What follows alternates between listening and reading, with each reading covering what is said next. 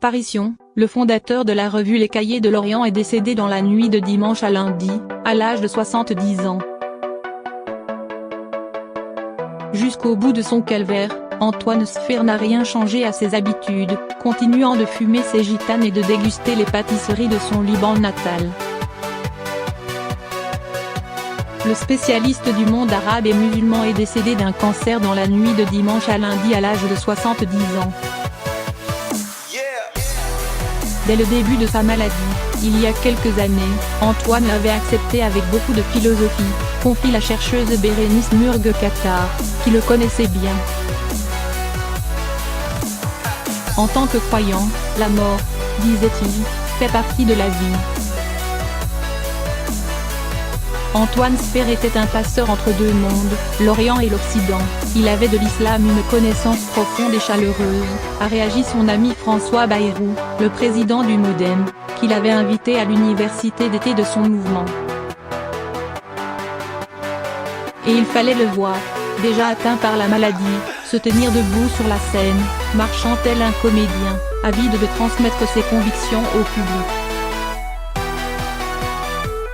Né à Beyrouth, maronite de confession, Antoine Sfer avait commencé sa carrière comme journaliste au quotidien francophone L'Orient le Jour.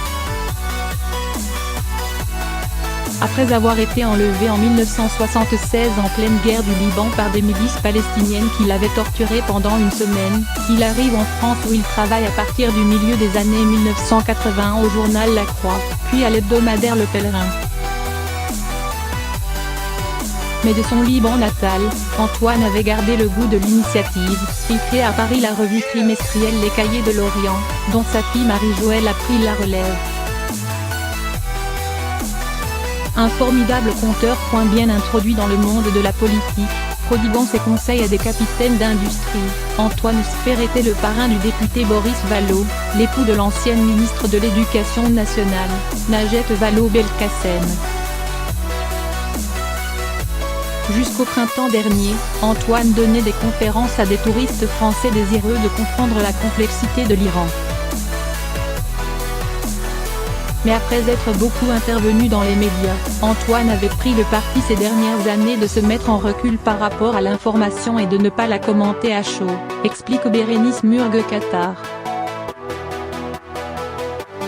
Antoine Sfer avait des qualités de conteur et de vulgarisateur, servi par un accent libanais qui faisait le délice des radios. Il disait souvent, quand tu expliques cette région complexe, il faut que le gars au comptoir du café puisse comprendre ce que tu dis ou écris, ajoute Madame Murgue-Kattar. Attaché à la laïcité française. Antoine Sfer se montrait, en privé du moins, volontiers critique de l'analyse officielle française sur le Moyen-Orient, de ces dernières années.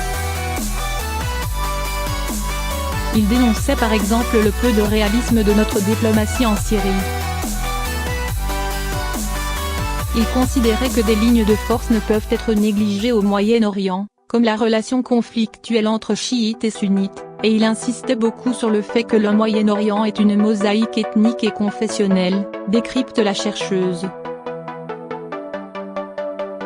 Auteur d'une vingtaine d'ouvrages, il sera accusé de complaisance envers le régime de Ben Ali, avec le livre Tunisie terre de paradoxes, publié en 2006 et exhumé au moment du printemps arabe.